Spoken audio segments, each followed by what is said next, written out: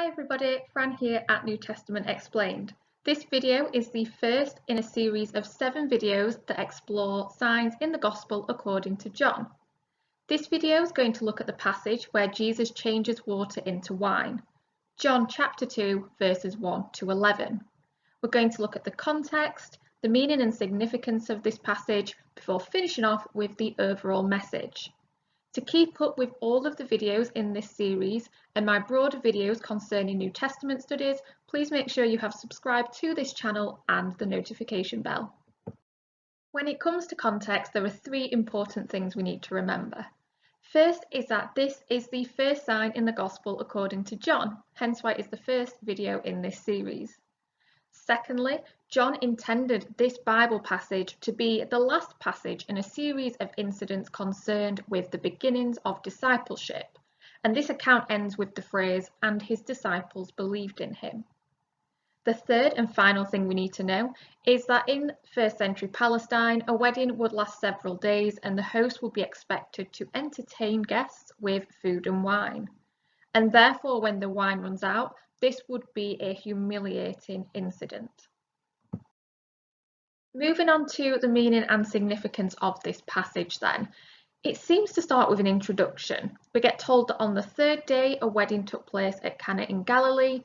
We find out that Jesus, his mother and disciples are there, and that Jesus' mother says to Jesus, they have no more wine. Whilst this feels like an introduction, there are things we can draw out of this section.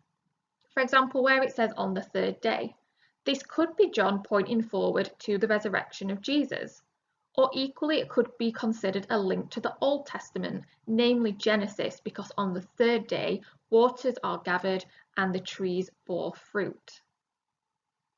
Furthermore, we see a reference to a wedding, and now in the Old Testament, weddings were often seen to represent the relationship between God and the people, and we see this, for example, in the book of Isaiah, chapter 54, verse 5.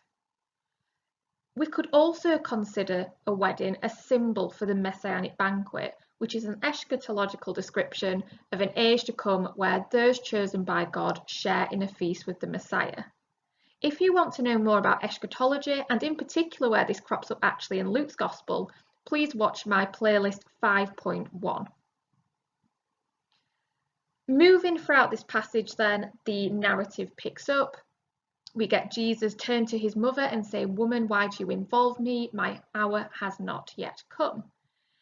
Now, in particular, this phrase, "my hour has not yet come," again could be considered a link to the crucifixion of Jesus. His mother turns around at this point and says to the servant, "Do whatever he tells you." And then we end this section of the passage with learning about the fact there are 6 stone water jars and that these are the kind used by the Jews for ceremonial washing, each holding 20 to 30 gallons.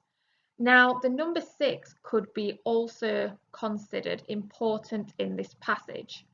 7 is considered a perfect number within Judaism, and some people think that this reference to a number 6 could be suggesting that there is something inadequate about ritualistic Judaism. However, there are different interpretations of this number 6. It could be a reference to the 6th day in creation, again a link to the Old Testament, again a link to Genesis, because this is when God created Adam.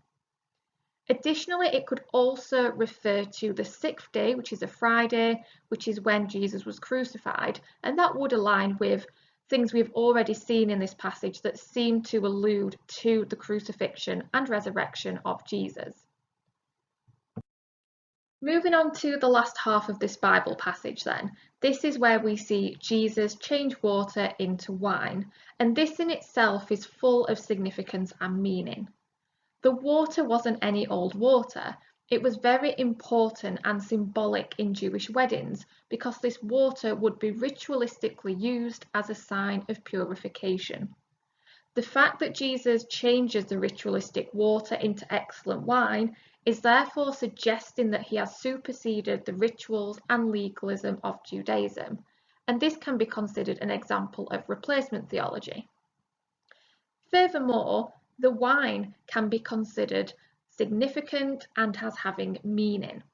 In the context of the early church, wine would be linked to the Eucharist, and this is important in John's Gospel, not only because the Last Supper wouldn't have happened by this point, but because there is actually no Last Supper narrative in the Gospel according to John.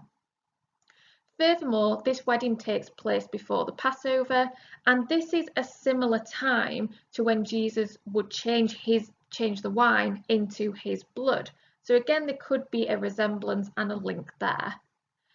Finally, emphasis on wine could be seen as a messianic claim as well, which again wouldn't be out of line with things we've seen earlier in this passage. And this is because the messianic age would see wine become abundant, and that is seen in the book of Jeremiah, chapter 31, verse 12.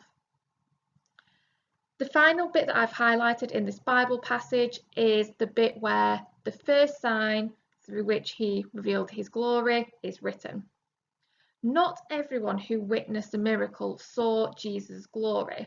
For example, the master didn't know where the wine had come from, but the servants did.